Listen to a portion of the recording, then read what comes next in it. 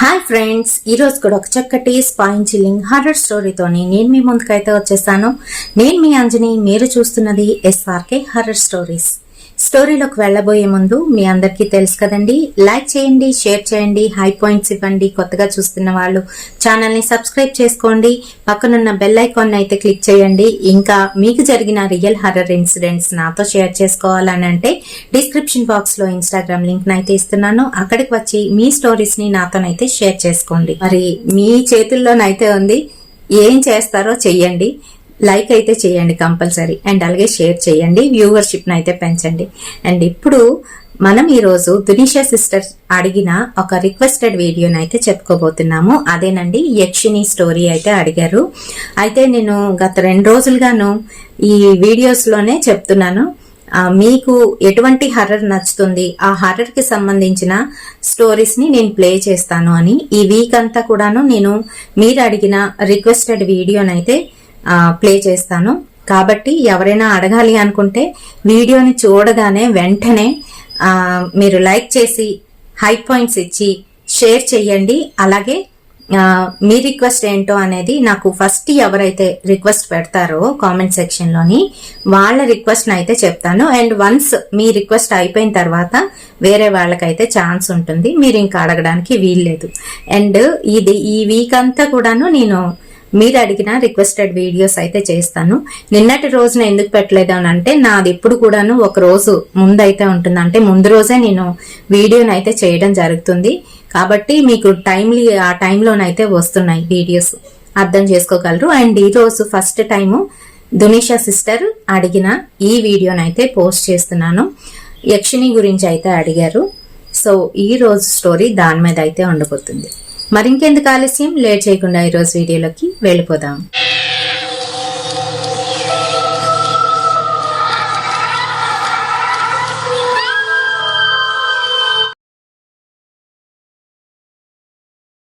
శ్రీధర్ ఒక్కడే తన bachelor room లోనైతే ఉన్నాడు. తనేంటనంటే కుకింగ్ చేసుకుంటున్నాడు.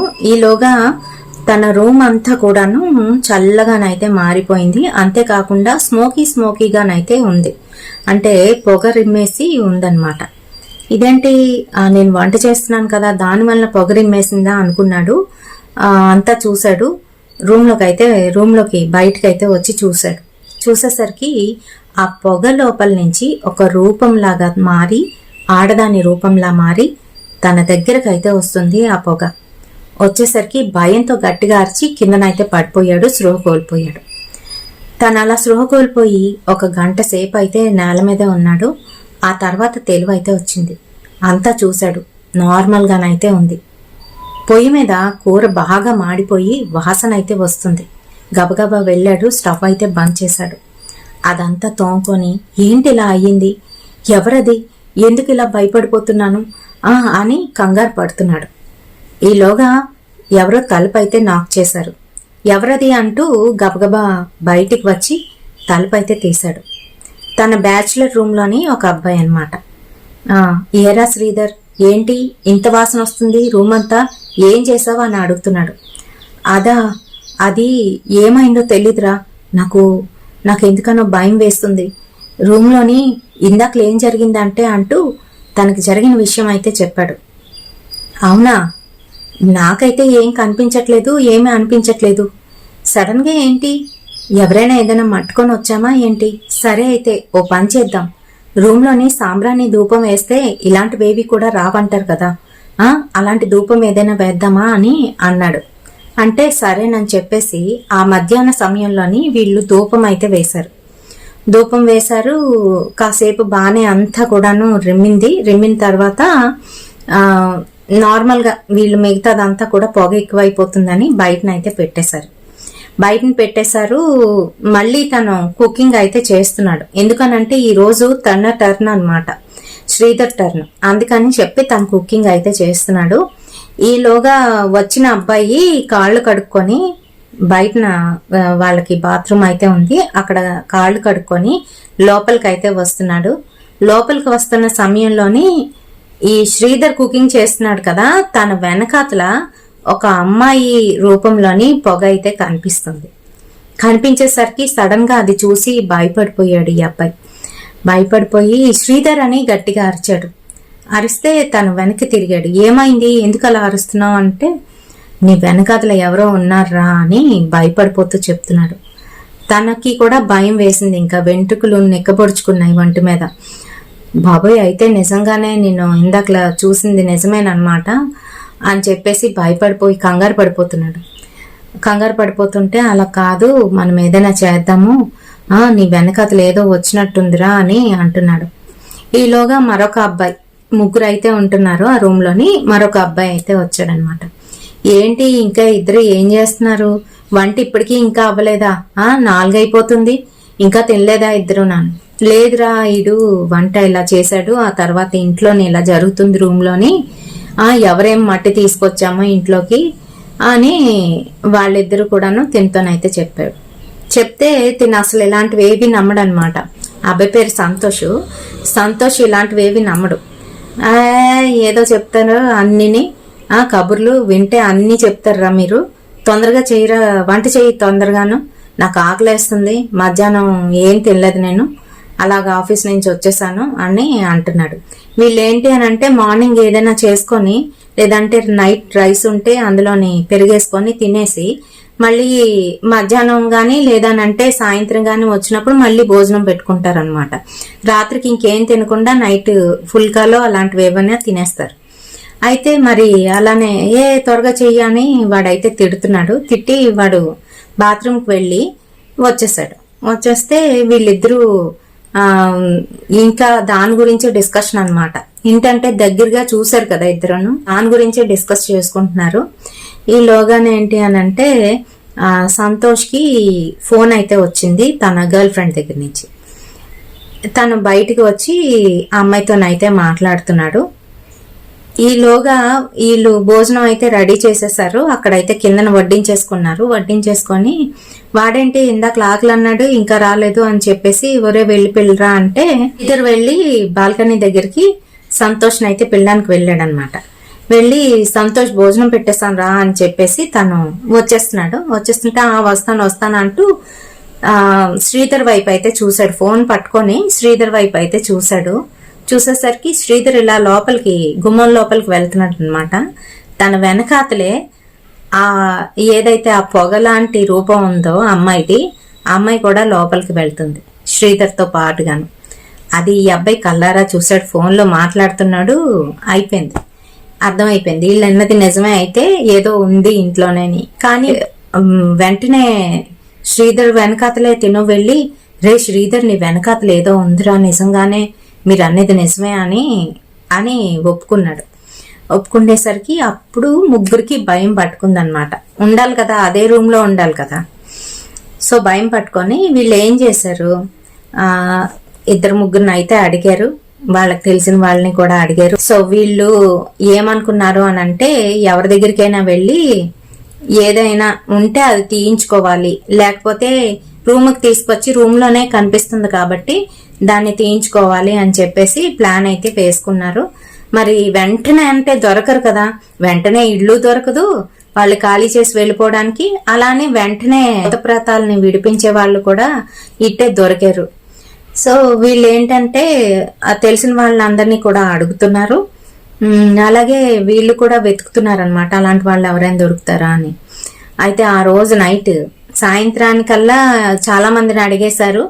వీళ్ళు కూడా దగ్గర ఏమైనా అలాంటి వాళ్ళు ఏమైనా ఉంటారేమో అని చెప్పి వాళ్ళని వీళ్ళని అడుగుతూ ఉంటే ఒక ముసలి అతను చెప్పాడంట, పలానా చోట చాలా దూరం, అది అక్కడి నుంచి చాలా దూరం అనమాట. అక్కడ ఒక అతను ఉంటాడు. అతను రాత్రి సమయంలోని శ్మశానానికి వచ్చి ఏవేవో పూజలు చేస్తూ ఉంటాడు, శుద్ర పూజలు అవిని. అతను ఇలాంటివి వదిలిస్తాడేమో, అతన్ని కనుక్కోవలసింది కదా అని చెప్పాడంట. చెప్తే వీళ్ళేంటి సరే ఇంకా ఎవరో ఒకరు మొత్తానికి దొరికారు, చేద్దాము. ఇంట్లో ఏదో తిరుగుతుందంటే ఎవరికైనా భయం వేస్తుంది కదండి, ఎంత మగపిల్లలు అవ్వనివ్వండి ఆడపిల్లలు అవ్వనివ్వండి. ఇలాంటివి నెగిటివ్ ఎంటిటీస్ ఉన్నాయి అని వన్స్ తెలిస్తే ఇంకా ఇంట్లోకి కూడా వెళ్ళడానికి భయపడతారు మరి కొంతమంది అయితే. మరి వీళ్ళు డేర్ చేసి ఆ రోజు నైట్ ఎలాగోకలాగా ఆ ఇంట్లోనే గడిపేసి నెక్స్ట్ డే మార్నింగ్ ఖచ్చితంగా వాళ్ళ దగ్గరికి వెళ్దాము ఆయన దగ్గరికి అని అనుకున్నారు. అనుకొని నైట్ అయితే పడుకున్నారు. సంతోష్ ఏమో పక్కన ఒక కర్లోన్ బెడ్ అయితే వేసుకొని దాని మీద అయితే పడుకుంటాడు. సింగిల్ బెడ్ అది. దాని పక్కనే చేపలు వేసుకొని ఈ వెంకటేషును శ్రీధర్ అయితే పడుకుంటారనమాట. అయితే వాళ్ళిద్దరు కూడా పడుకున్నారు. పడుకున్న సమయంలోనే ఏంటి అనంటే రాత్రి 1 గంట అవ్వేసరికి శ్రీధర్ పక్కన ఎవరో వచ్చి పడుకున్నట్టుగా ఒక ఫీలింగ్ అయితే కలిగింది. శ్రీధరు వెంటనే భయంతో కళ్ళు విప్పి అయితే చూసేశాడు డైరెక్ట్ గాను. అప్పుడు శ్రీధర్కి అయితే తన మొహం దగ్గర నుంచి అయితే కనిపించింది. అది మరి ఇంకెవరో కాదు, ఆశ. సో దగ్గర నుంచి అయితే చూసేశాడు. అప్పుడు తను చూసింది ఏంటి అనంటే ఆశ నువ్వా అని గట్టిగానైతే అరిచాడు. ఈలోగా పక్కనున్న ఫ్రెండ్స్ ఇద్దరు కూడా లేచారనమాట. ఆశరా ఆశ ఆశ అంటూ ఏడుస్తుంటే వాళ్ళిద్దరు కూడాను ఓదారుస్తున్నాడు. ఏంటి అని అంటే నువ్వు ఇంకా తనని మర్చిపోలేదు, అందుకే తను అలా కనిపిస్తుంది, బాధపడకు. అయితే తినే ఆశనే నీ వెనకాల తిరుగుతుంది అనమాట. ఖచ్చితంగా రేపు వెళ్ళి ఏదో ఒకటి చేయిద్దాము, నువ్వు కంగారు పడుకు అని ఇద్దరు ఓదారుస్తున్నారు. యాక్చువల్గా ఏమైంది అని అంటే ఆశని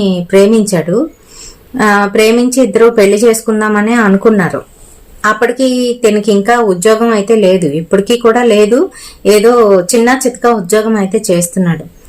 అయితే సడన్ గా తనకి ప్రెగ్నెన్సీ అయితే కన్ఫర్మ్ అయ్యేసరికి ఇంకా భయంతో ఇంట్లో వాళ్ళు చంపేస్తారు, పెళ్లి చేసుకో అని అడిగింది ఈ అబ్బాయిని. కరెక్ట్ గా అదే టైంలోని తను ఉద్యోగ ప్రయత్నాలు చేస్తున్నాడు, ఏదో చిన్న ఉద్యోగం అయితే చేస్తున్నాడు. ఆ టైంలోని అడిగితే ఈ టైంలో అంటే నేను ఏం చేయగలను, నువ్వు ప్రెగ్నెన్సీ తీయించేసుకో ప్లీజ్ అని చెప్పేసి తను ఒప్పించి ప్రెగ్నెన్సీ అయితే తీయించేశాడు. ఆల్ సెట్ అనుకున్న సమయంలోనే ఏంటి అని అంటే వాళ్ళిద్దరికి మళ్ళీ గొడవ అయితే స్టార్ట్ అయింది. గొడవ స్టార్ట్ అవడంతో అది చిలికి గాలిబాన్ అయితే అయిపోయింది. ఈ అబ్బాయి కోపం మీద ఏంటి అని అంటే నీకు అంత ఇదిగా ఉంటే నన్ను వదిలేసి వేరే వాడిని చేసుకో, డబ్బులున్న వాడిని చేసుకో, అలా ఇలా అని తేడాగా మాట్లాడేసరికి ఆ అమ్మాయి కోపంతో వెళ్ళి అప్పటికే చాలా సహించింది, భరించింది. అందులోకి ప్రెగ్నెన్సీ తీయించేసుకోవడం అంటే అదేమి ఆషామాష పని ఏం కాదు.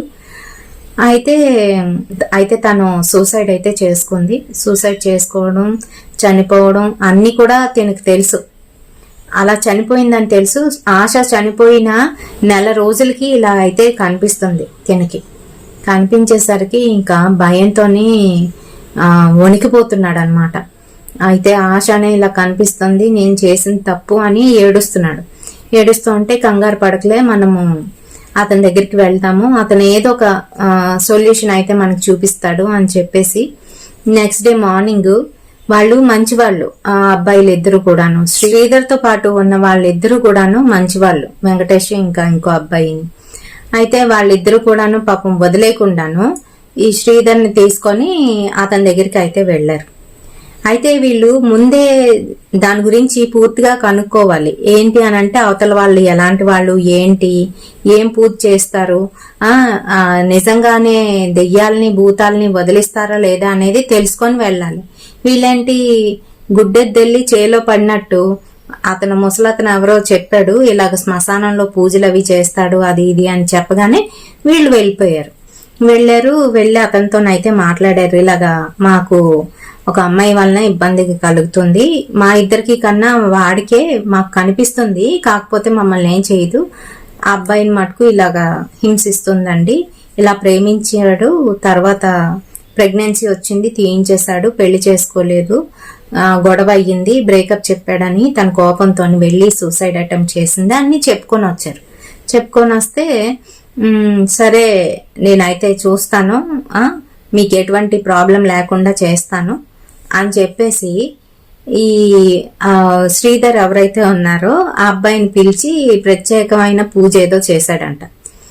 ఆ పూజ చేస్తున్నప్పుడు పక్కన ఎవరో ఉన్నట్టుగాను మాట్లాడి అలా చెయ్యాలి ఇలా చెయ్యాలి అని చెప్పేసి అంటూ తనకేదో తాయిత్తు లాంటిది ఏదో కట్టాడు చేతికి. కట్టిన తర్వాత శ్రీధర్కి కాస్త గుండెల్లోనే ఆ అలజడి అయితే తగ్గింది. అంతేకాకుండా శ్రీధర్ మెడలోని ఏదో ఒక చిన్న లాకెట్ లాంటిది అయితే వేశాడంట. వేసి ఇక మీదటి నుంచి నీకు ఆ అమ్మాయి అయితే కనిపించదు, ఇంకెవరు కనిపించినా కూడాను నిన్ను రక్షించడానికి వచ్చిన వారే అనుకొని నువ్వైతే ఉండు, నువ్వు భయపడకు ప్రతిదానికి అని చెప్పేసి చెప్పాడు. చెప్తే సరేనని చెప్పేసి వీళ్ళు ముగ్గురును అతనికి డబ్బులు ఇస్తూ ఉంటే అతని మటుకు వద్దొద్దు, మీరేం డబ్బులు ఇవ్వద్దు, దీనికి ఏం చెయ్యొద్దు, మీరు అప్పుడప్పుడు శ్రీధర్ని నా దగ్గరికి అయితే తీసుకురండి, నేను చెప్పినప్పుడల్లాను చాలు అని అంటే సరేనని చెప్పేసి వీళ్ళు అమ్మ డబ్బులు కూడా తీసుకోలేదు, ఎంత మంచివాడు అని చెప్పేసి వెళ్ళిపోయారు. సరే ఇంకా ఆ రోజు నైట్ ఆ ఆశ కనిపించడం కానీ ఈ అబ్బాయిని ఇబ్బంది పెట్టడం కానీ అలాంటివి ఏవి కూడా లేవు. హ్యాపీగానైతే ఉన్నాడు, పడుకున్నాడు, లేచాడు, చాలా బాగుందిరా, ప్రశాంతంగా ఉంది, ఆశ కనిపించట్లేదు, ఇప్పుడు నేను నా లైఫ్ని నేను మళ్ళీ రీస్టార్ట్ చేసుకోవాలి అని అని అనుకున్నాడు. అలానే నెక్స్ట్ డే వీళ్ళిద్దరూ కూడాను ఆఫీసులకి అయితే వెళ్ళిపోయారు. తన పని చేసుకొని తను చేస్తున్న ఉద్యోగానికి అయితే వెళ్ళాడు. అంతా బాగుంది. ఇంటికి వచ్చాడు, హ్యాపీగానైతే ఉన్నాడనమాట ఆ రోజు అంతాను. వాళ్ళ ఫ్రెండ్స్ కూడా వచ్చారు. వచ్చి ఈరోజు మనం పార్టీ చేసుకుందాం రా అలా ఇలా అనుకొని వాళ్ళు తాగడానికి ఏదో తెచ్చుకొని నాన్ వెజ్ ఏదో వండుకొని దాంతోనే తింటూ తాగుతున్న సమయంలోని ఈలోగా ఈ శ్రీధరు బాత్రూమ్ సైడ్ అయితే వెళ్తే అక్కడ దీనికి మంచి పరిమళమైన వాసన అయితే కొడుతుంది ముక్కుకి. ఎలా అంటే ఆ గుబాళింపుకి మైమర్చి అక్కడే ఉండిపోవాలనిపిస్తుంది అనమాట. అలాంటి చోట బాత్రూమ్ దగ్గర ఇలా స్మెల్ అయితే వస్తుంది మంచిగాను. వచ్చేసరికి అబ్బాయి ఇక్కడ ఎంత మంచి స్మెల్ వస్తుంది ఏంటి అంటూ ఆ వాసనకి మైమర్చిపోయి అక్కడే నించొని అలా ఏటో చూస్తున్నాడు. గాల్లోకి చూస్తుంటే మెల్లగా చల్లటి గాలి వీస్తూ గజ్జెల చప్పుడు అయితే వినిపిస్తుంది. తన దగ్గరికి ఎవరో, ఇంత దగ్గరికి, మొహం దగ్గరికి ఎవరో వస్తే ఎలా మనకి స్పర్శ తెలుస్తుందో అలా అయితే తెలుస్తుంది. ఈ అబ్బాయి అలానే మైమర్చిపోయి ఉండిపోయాడు. తన ఎదురుగా ఒక అందమైన అమ్మాయి ఎలా ఉందని అంటే అప్సరసలాగా ఉందన్నమాట. దేవకన్యలాగా అయితే ఉంది. తెల్లటి వర్ణంతోని తెల్లటి దుస్తుల్లోని అందంగానైతే కనిపిస్తూ తన దగ్గరికి అయితే వచ్చి నాతో వస్తావా అని అడుగుతుంది. వస్తాను అన్నాడు. అంతే. ఆ క్షణం ఏం జరిగిందో ఎవరికీ తెలీదు. మరుక్షణానికి తను బాత్రూమ్ దగ్గర అయితే నించొని ఉన్నాడు. దేంటి నేను ఇక్కడ నించున్నాను అంటూ గబగబా తన పని చేసుకొని అయితే వచ్చేసాడు. ఏంట్రా ఎంతసేపు ఏం చేస్తున్నావు, నువ్వు అక్కడ దొర్లుతున్నావా ఏంటి అంటూ వీళ్ళు తాగుతూ అంటుంటే లేదురా ఏంటో గాని అంటూ మళ్ళీ వచ్చి వాళ్ళ దగ్గర అయితే కూర్చున్నాడు. గాని ఒళ్ళంతా పీకేస్తుంది. అనంటే రక్తం లేకపోతే ఎలా ఉంటుందో అలా అయితే అనిపిస్తుంది అనమాట. తనకి నీరసంగా నిస్సత్తుగానైతే ఉంది. అయినా కూడా ఆగకుండా తీసి తాగుతూ ఏంటో ఏదోలా ఉంది నాకు అని వీళ్ళిద్దరికి అయితే చెప్తున్నాడు. ఏదోలా ఉండడం ఏంటి, హ్యాపీగా ఎంజాయ్ చేస్తున్నాం కదా, తాగు అని అంటూ వీళ్ళు కూడా తాగేశారు. పూర్తిగా తాగేసి స్పృహ తప్పి పడుకుండిపోయారు. తలుపులు వేసుకొని పడుకుండిపోయారు. నిద్ర మత్తులో ఉన్న సమయంలోని రాత్రి 2:30 అలా అవుతుంది. ఆ సమయంలోని ఎవరో వీళ్ళ రూమ్ తలుపు అయితే కొడుతుంటే ఈ శ్రీధర్కి తెలివొచ్చి లేచాడు. లేచి ఈ సమయంలో ఎవరు తలుపు కొడుతున్నారు అని చెప్పి అలానే తూలుతూ వచ్చి తలుపు అయితే తీసేసరికి ఎదురుగుంటాను ఆశ నించొని తిన కాస అయితే చూస్తుంది, ఏడుస్తోంది. కానీ తిన దగ్గరికి రాలేకపోతుంది, ఆ ఇంట్లోకి రాలేకపోతుంది. తిను ఆశను చూసి భయపడి వెనక్కి అయితే వచ్చాడు. నన్నేం చేయకు అంటున్నాడు. తనేం చేయట్లేదు, అలా చూస్తూ తన కాస్త చూస్తూ ఏడుస్తోంది. ఏడ్చి వెళ్ళిపోయింది. అంతే. ఇంకా వీళ్ళిద్దరిని లేపుతున్నాడు గాని వాళ్ళిద్దరూ లేవట్లేదు. పక్కన చూస్తే తన బాడీ ఎవరైతే శ్రీధర్ ఉన్నాడో లేచి వీళ్ళిద్దరిని లేపుతున్నాడు కదా, తన బాడీ అక్కడే ఉంది. తన సోల్ అన్నమాట ఇది. అయితే నేను చచ్చిపోయినా అని చెప్పేసి పక్కనే కూర్చొని ఏడుస్తున్నాడు. ఈలోగా వాళ్ళిద్దరూ తిన లేపుతున్నారు. రే, ఎందుకురా ఏడుస్తున్నావు, అలా ఎందుకు గోల్ చేస్తున్నావు అంటూ. అదంతా కల్లోని జరుగుతుంది, తినకి తెలియలేదన్నమాట. ఏడ్చేస్తున్నాడు అలాగా. అది బయటకైతే వినిపించింది. వీళ్ళు లేచి వాడిని లేపారు. లేపితే అంటూ తన ఒళ్ళంతా కూడా తడుముకొని చూసుకున్నాడు. నేను బతికే ఉన్నాను అని అంటున్నాడు. నువ్వు బతికుండడం ఏట్రా మాట్లాడుతున్నావు అని అంటే, ఇలా వచ్చిందిరా, ఇలా కళ వచ్చిందిరా, నాకు భయం వేస్తుందిరా అని అంటున్నాడు. పడుకో, ఏంటిది రాత్రి పూట అని చెప్తూ అనేసి పడుకోమన్నారు. వెంకటేశ్వరును తను పడుకున్నారు. వీడికి మటుకు, శ్రీధర్కి మటుకు నిద్ర రావట్లేదు. అలా దొరులుతున్నాడు. ఉన్నట్టుండి కడుపులో తిప్పేసి వికారం అయిపోయి వాంతి అయితే చేసుకున్నాడు.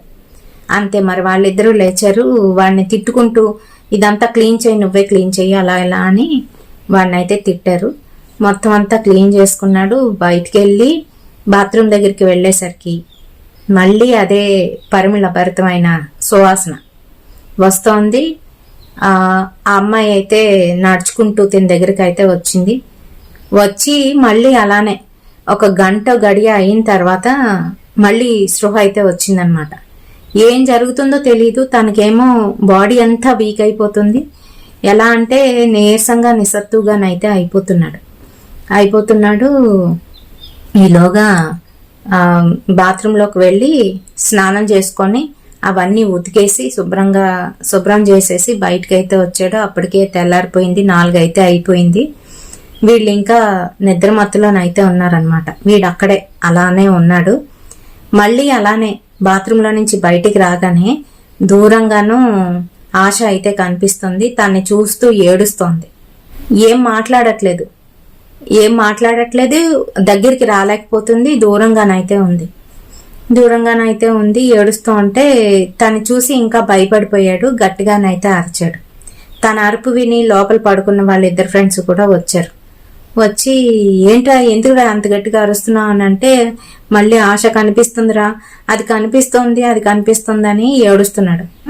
మాకేం కనిపించట్లేదు, నువ్వు ఎక్కువ దాని గురించి ఆలోచిస్తున్నట్టున్నావు, అయినా నీకు చేతికి రక్ష ఉంది కదా, ఏం కాదులే, కంగారు పడకు అని వాళ్ళిద్దరూ ఏదో చెప్పారు. మళ్ళీ లోపలికి వచ్చి అయితే పడుకున్నారు. ఈసారి వాళ్ళు లెగిచేసరికి లేట్ అయితే అయిపోయింది. అప్పటికే 9:30. ఇంకా వీళ్ళిద్దరూ ఆఫీసులకు వెళ్ళాలి. తను కూడా ఇంట్లో పని చేసుకొని ఆఫీస్కి వెళ్ళాలి కదా, గబగబా పరిగెడుతున్నారు.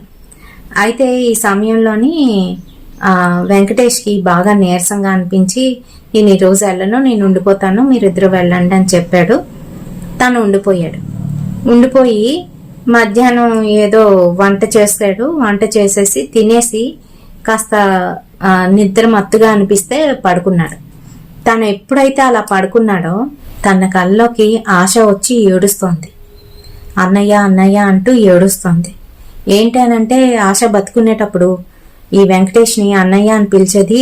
వీళ్ళందరూ క్లోజే తనకి. వీళ్ళిద్దరూ అన్నయ్యలాగా చూసుకుండేవారు. కానీ శ్రీధర్ చేసిన పని ఏంటి అని అంటే, ఒక మాట అనేసి ఆ తర్వాత నువ్వు అక్కర్లేదు అనడంతో అమ్మాయి అంత పని అయితే చేసింది. అనవసరంగా వాళ్ళ జీవితాలు అయితే నాశనం అయిపోయి. అయితే అసలు విషయం ఏంటి అని అంటే, ఆ అమ్మాయి వచ్చి వెంకటేష్తోనైతే చెప్తుంది, అన్నయ్య మీరు పొరపాటు చేశారు అని చెప్తుంది. వెంకటేష్ ఏమో భయపడిపోతూ బెదిరిపోతూ, వద్దు నన్ను వదిలే, నేనేం చేయలేదు కదా నిన్ను, ఎందుకమ్మా నా వెనక పడుతున్నావు అంటూ భయపడిపోతుంటే, అన్నయ్య నేను చెప్పింది విను అన్నయ్య, ఆయన ప్రమాదంలో ఉన్నాడు అని చెప్తూ ఉంటే, నువ్వు నీ వల్లనే కదా ప్రమాదం, నువ్వే వాడికి అలా భయపెడుతున్నావు, వాడిని చంపాలని చూసావు అని అంటే, ఏదో కోపంలో అలా చేశాను గాని నేను నిజంగా అతన్ని ప్రేమించాను, ఇప్పుడు ప్రమాదంలో ఉన్నాడు, అతను ఇంకా ఏ జన్మకి కూడాను మనకి దక్కడన్నయ్యా, అతను ఒక యక్షిని మాయలోనైతే ఉన్నాడు, అదిగో మీరు వెళ్ళారు కదా, అతను ఆయన వెనకాతల ఒక యక్షిని అయితే పంపించాడు, దానికి బలి వేశాడు అని చెప్తుంది. అంటే అవతల వాడు, వీళ్ళు అమాయకంగా వాడి దగ్గరికి వెళ్ళి ఇలాగా ఈ అమ్మాయి పట్టింది, ఈ అమ్మాయిని తీయించుకోవడానికి అయితే వెళ్ళారు. వాడేం చేశాడు, ఆ అమ్మాయి వీడి దగ్గరికి రాకుండా ఒక తాయెత్తు అయితే కట్టిపడేశాడు. గాని వీడి మీదకి తన దగ్గర ఉన్న యక్షిని, తను సాధించుకున్న ఆ యక్షిని అయితే పంపించాడు ఆహారం కోసం. వాడిని బలి తీసుకో అని చెప్పేసి పంపించాడు అనమాట. అది వీళ్ళకి తెలీదు. వచ్చేసారు, నార్మల్ గానైతే ఉన్నారు. ఈ అమ్మాయి అయితే ప్రయత్నిస్తుంది ఎన్నో విధాలుగాను తన దగ్గరికి వెళ్ళడానికి, చెప్పడానికి, కానీ తన మాట వినిపించట్లేదు ఆ అబ్బాయికి, శ్రీధర్కి. తను కూడా దగ్గరికి రాలేకపోతుంది. అయితే అందుకని తనకి ఈ రకంగా చనిపోయిన వాళ్ళ ఆత్మలు మన కళల్లోకి వస్తున్నారు అని అంటే, వాళ్ళు మన డ్రీమ్ ని ఒక మీడియం గా చేసుకొని మనతోని కాంటాక్ట్ అవ్వడానికి అయితే చూస్తారు కొన్నిసార్లు ఏంటి అని అంటే, మనకి అంతర్గతంగా వాళ్ళ మీద ఏదైనా ధ్యాస ఉండిపోయినా, లేదంటే మనకి ఇంకేదైనా మనం ముందు మనం ఎప్పుడో కలిసి చేసినవి గుర్తుండిపోయినా, ఆ గుర్తులు ఈ రకంగా స్వప్నాల కింద, కళల కింద అయితే వస్తాయి. అయితే ఇప్పుడు మటుకు ఈ మెసేజ్ ని అందించడానికి ఈ కళని ఒక మీడియం గా చేసుకొని తన దగ్గరికి అయితే వచ్చి చెప్తుందన్నమాట. ఇలా జరిగింది అన్నయ్య, మీరు వాడి దగ్గరికి వెళ్ళకండి, ఆయన్ని రక్షించుకోండి అని తనైతే ప్రాధేయపడుతుంది. ఇంకెప్పుడు మీకు నేను కనిపించను, ఎవరికి కనిపించను, దయచేసి ఒక్క సహాయం చేయండి అన్నయ్య అని ప్రాధేయపడుతుంది కళ్ళలోని. పాపం కొంతమంది లవ్ ఇలా ఉంటుంది, చచ్చిపోయినా కూడా ఇలాగా వెంటబడతారేమో ప్రేమిస్తూ. అయితే అలా అనేసరికి ఒక్కసారిగా తుల్లిపడి లేచి కూర్చున్నాడు. ఈలోగా తలుపు ఎవరో బాతున్నారు. రే తలుపు తీరా, ఎంతసేపు రా అంటూ బయటకు వచ్చి చూసేసరికి శ్రీధర్ కనిపించాడు. గబగబా బాత్రూమ్ వైపు అయితే పరిగెడుతున్నాడు. రే ఏమైంది అంటే, ఏమో తెలీదు, పొద్దున్నుంచి నాకు కడుపులో బాగాలేదు, అస్సలు బ్లడ్ మోషన్స్ అవుతున్నాయని చెప్తున్నాడు. అప్పటికే చాలా వరకు తన బ్లడ్ అయితే పీల్చేసింది. అంతేకాకుండా ఏదో రకంగా వాడైతే ఇంకా రెడీగా ఉన్నాడనమాట బలీక బకరా అవడానికి దానికి. అయితే ఇంకా వెంటనే తను మొహం కడుక్కొని వీడికి సంగతి చెప్దామా వద్దా అని ఆలోచనలోనైతే ఉన్నాడు. ఈ లోపు ఇంకో ఫ్రెండ్ ఉన్నాడు కదా, తను కూడా వచ్చాడు. ఏంట్రా ఏం చేస్తున్నారు అని వచ్చేసరికి తన్ని పక్కకు పిలిచి, ఇలా జరిగిందిరా, కల్లోని ఇలా వచ్చి ఏడుస్తుందిరా అంటే, అన్ని ఇలాంటివన్నీ చెప్తావు, మొన్నలాగే అలా మాట్లాడారు, ఇప్పుడేం కనిపించట్లేదు కదా, అయినా ఆడు బాగానే ఉన్నాడు, నువ్వేమి ఇలాంటివి చెప్పకు, అలాగేలాగా అని అబ్బాయి అయితే కొట్టు పారేశాడు. అయిపోయింది. ఆ రోజు నైట్ ఆ అబ్బాయికి కల్లో కనిపించి సేమ్ ఇలానే తనకి వెంకటేష్కి ఎలానైతే చెప్పిందో అలానే తనకి కూడా చెప్పింది. చెప్పేసరికి అప్పుడు తను కూడాను రియలైజ్ అయ్యాడనమాట. ఏదైనా ఎక్స్పీరియన్స్ అయితే గాని కొంతమంది ఆ రియాలిటీని ఒప్పుకోరండి. మరి అలాంటి విషయంలో ఈ అబ్బాయి ఒకడనమాట. అయితే మొత్తానికి వాళ్ళకైతే అర్థమైంది, అయితే సంథింగ్ రాంగ్ అని చెప్పేసి.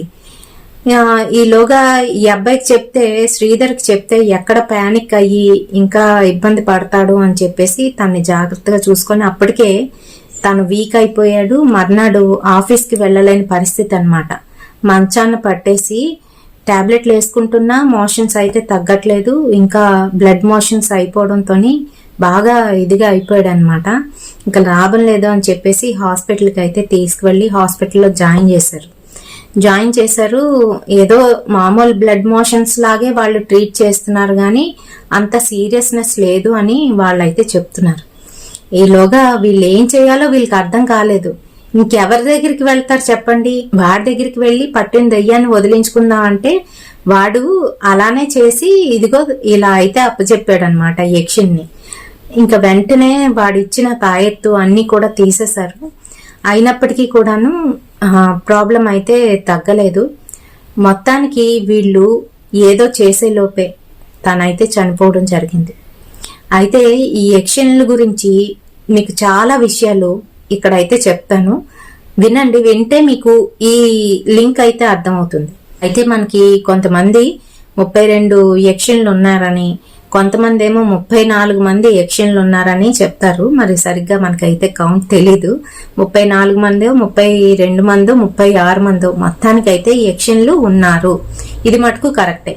అయితే మన హిందూ సాంప్రదాయంలోని ఈ యక్షిణులు అన్నవారు కుబేరుని దగ్గర సేవకులుగా ఉంటారని, అంతేకాకుండా వీరు శివుని భక్తులని, ఇలా రకరకాలుగానైతే స్టోరీస్ ఉన్నాయి. ఇవి నిజాలు అని చెప్పేసి మన పురాణ ఇతిహాసాల్లోని పొందుపరిచి ఉన్నాయని చెప్తూ ఉంటారు. అది కరెక్టే. అలాగే మన హిందూయిజం లాగే బుద్ధిజంలోని ఇంకా అలాగే జైనిజంలోని కూడాను ఈ యక్షిణులు అనే మాట ఉంది. వాళ్ళు కూడా వీళ్ళు ఉన్నారని నమ్ముతారు. అక్కడ ఏంటి అని అంటే మనకి యక్షిణులు అంటే కేవలము ధనాన్ని కాపాడేవారని, ధన రక్షకులని, ఇంకా అలాగే వీళ్ళు అతి సౌందర్యవంతులని, వీళ్ళని కాపలాదారులని, సాల బంజికలని, ఇలా రకరకాల పేర్లతోని వీళ్ళకైతే మన హిందూయిజంలోని చెప్తూ ఉంటారు. అలాగే బుద్ధిజంలోని జైనిజంలోని ఒక దాంట్లోనే ఏంటంటే వీళ్ళు సంతానాన్ని ఇచ్చే దేవతలుగాను, మరికొన్నిటిలోనే ఏంటి అని అంటే సంపదలను ఇచ్చే దేవతగాను, ప్రొటెక్షన్ ని ఇచ్చే దేవతగాను, నేచర్ కి దేవతగాను అయితే చూస్తూ ఉంటారు. ఇది మటుకు కరెక్టేనండి. మూడు కూడా కరెక్టే. జైనిజం, బుద్ధిజం, హిందూయిజం మూడు కూడాను కరెక్టే. ఏంటి అని అంటే యక్షిణులు అంతమంది ఉన్నారనమాట. అంతమంది కూడాను ప్రకృతి శక్తిని కలిగి ఉన్నవారు అని అర్థం వస్తుంది. ఇక్కడ మనం మూడింటిని కూడాను కలిపితే కంబైన్ చేస్తే మనకి క్లియర్ కట్ గాను ఆ పిక్చర్ అయితే వచ్చేస్తుంది. ఈ ఏంటి అని అంటే ప్రకృతికి రక్షకులు, ఇంకా అలాగే మనం చేస్తున్న ప్రతి పనిని కూడాను వాళ్ళు అబ్జర్వ్ చేస్తూ ఉంటారని, భూమిని రక్షిస్తూ ఉంటారని, వనరులను రక్షిస్తూ ఉంటారని, అలాగే చెట్లని, అలాగే సంతానాన్ని రక్షిస్తూ ఉంటారని, ఇలా రకరకాలుగానైతే మనం చెప్పుకోవచ్చు వాళ్ళ గురించి. అయితే యక్షిణి సాధన చేసేటప్పుడు వాళ్ళు చాలా కఠోరమైన సాధన చేసి వాళ్ళని అయితే సిద్ధింపజేసుకుంటారు. సిద్ధింపజేసుకున్న తర్వాత వాళ్ళు అడిగింది వీళ్ళు ఇవ్వాలి. అలాగే వీళ్ళు అడిగిన ప్రతి ఒక్కటి కూడా వాళ్ళైతే ఇస్తారు. అడిగేవి కూడా న్యాయంగా ఉండాలి. అలాగే మంచి పనులకి ఉపయోగించుకోవాలి. అలానే కొంతమంది యక్షిణులు ఎలాగైతే మంచివారు ఉన్నారో అలా క్రూరాత్ములు కూడా ఉన్నారు. యక్షిణి అంటే ఆడవారని, యక్షి అంటే మగవారని చెప్తూ ఉంటారు. అందులోని క్రూరాత్ములు క్రూరంగా ఆలోచిస్తారు. అలాగే మనుషుల్ని వాళ్ళని పెడదోవ పట్టేందుకు అవతల వాళ్ళు సిద్ధింపజేసుకున్న తర్వాత వాళ్ళకి చెడు దోవల్లోని వాళ్ళు తీసుకువెళ్తారని, ఆశలు చూపిస్తారని, ఆ తర్వాత ఆశల ద్వారా చెడుదారుల్లోకి వెళ్ళినప్పుడు వారిని హతం చేసి వాళ్ళ కింద వీళ్ళని స్లేవ్స్ లాగా పెట్టుకుంటారు అని అంటే సర్వెంట్స్ లాగా పెట్టుకొని ఎన్నో సంవత్సరాలు వాళ్ళ ఆత్మ వీళ్ళ కిందనే ఉంటుంది. వీళ్ళు చెప్పినట్టుగా చెయ్యాలి అంటే యక్షిణులు చెప్పినట్టుగా చేసుకుంటారని. ఇలా రకరకాల కథలు అయితే ఉన్నాయి. కథలో నిజాలు అనేది పక్కన పెడితే చాలా మంది యక్షిణి సాధనలు అనేవి చేస్తూ ఉంటారు. యక్షిణి సాధన చేసేటప్పుడు ఎంత పర్ఫెక్ట్ గాను ఉండి వాళ్ళు చేస్తారో ఆ తర్వాత కూడా అంతే పర్ఫెక్ట్ గా ఉండి, వాళ్ళని సిద్ధింప చేసుకున్న తర్వాత కూడా అంతే పర్ఫెక్ట్ గా ఉండి వాళ్ళు నియమంగా వెళ్తే కనుక వాళ్ళు అనుకున్నది సాధించగలుగుతారు. అంతేకాకుండా వాళ్ళకి ధనం, సౌఖ్యం అన్ని కూడా కలుగుతాయని పెద్దవాళ్ళు అయితే చెప్తున్నారు. అలాగే గ్రంథాలు కూడా ఉన్నాయి. అలాగని ప్రతి ఒక్కరు కూడాను యక్షిణి సాధన చేయడం వలన మనకి అమ్మాయిలు వస్తారు, ఇంకా ధనం వస్తుంది, రకరకాలుగా మనం వాడుకోవచ్చు, అలా ఇలా అనుకోవడం చాలా పొరపాటు. ఇది అప్పుడులో కాబట్టి వాళ్ళు నిష్టగా నియమంగా చేసేవారు కాబట్టి వాళ్ళకి సాధ్యమైంది. ఇప్పుడు వాళ్ళు తిండికే ఆగలేరు, నిద్రకే ఆగలేరు. ఇంకా మీకెందుకు చెప్పండి ఇలాంటి సాధనలు. చాలా మంది అడుగుతున్నారు నాకు. లాస్ట్ టైం ఒక వీడియో పెడితే అందులో నేను ఒక మంత్రం చెప్పాను, యక్షిణి మంత్రం గురించి చెప్పి, ఈ మంత్రాన్ని ఇన్ని వేల సార్లు జపించి వాళ్ళు ఇలా సిద్ధింపజేసుకుంటారని నేను ప్రక్రియ గురించి చెప్తే అందరూ ఏమడిగారని అంటే, మీరు చెప్పింది మేము ఉపదేశంగా తీసుకొని మేము చెయ్యొచ్చా అని అడుగుతున్నారు. ఇది యక్షిణి సాధనలు గాని ఇంకే సాధనలు గాని స్టార్ట్ చెయ్యాలి అని అంటే శ్రీశక్తి అనేది ముఖ్యం అన్నమాట. అది చాలా మందికి తెలుసని నాకు అర్థమైంది. అయితే ఈ శ్రీశక్తి అంటే ఆడవాళ్ళు ఎవరైతే ఈ సాధనలు చేసి వాళ్ళు అందిస్తారో వాళ్ళ ద్వారా వీళ్ళు ఆ మంత్రాన్ని ఉపదేశం తీసుకుంటారో అప్పుడు అది త్వరగా ఫలిస్తుందన్నమాట. అందుకని చెప్పేసి నేను ఇచ్చిన మంత్రాన్నంట వీళ్ళు ఉపదేశంగా తీసుకొని చేసేస్తాం సాధనలో అని చెప్పి అన్నారు. పొరపాటును కూడా అలా చేయకండి. ఇది మీకు నేను గురుముఖంగా అందించింది కాదు కాబట్టి మీకు అసలు ఎటువంటి పరిస్థితుల్లో కూడాను అదైతే పనికి రాదు. గురుముఖంగా గురు దక్షిణ ఇచ్చి ఇంకా అలాగే గురు సేవ చేసుకోను, లేదు అనంటే మీకు ఎదురుగా వచ్చి నేను చెబితేనే అది మీకు ఫలిస్తుంది. అర్థమైందా? అది కూడాను గురువు లేకుండా కూడా కొన్ని సాధనలు అయితే చేయడానికి రెడీ అవుతున్నారు. మీకు దీని గురించి పూర్తిగా తెలియనప్పుడు మధ్యలోకి అయితే దూరకండి దయచేసి. అనవసరంగా మీరు వాటికి బలైపోవడం అనేది జరుగుతుంది, ముందే చెప్తున్నాను. మరి ఈ వీడియో మీ అందరికీ కూడాను యక్షిణుల గురించి కొంచెమైనా అవగాహన కలిగించిందని అనుకుంటున్నాను. మరి వీడియో నచ్చితే తప్పకుండా ఒక లైక్ అయితే వేయండి. రేపటి సరికొత్త హర్రర్ ఇన్సిడెంట్ తోని మళ్ళీ మీ ముందుకైతే వచ్చేస్తాను. Until then bye bye.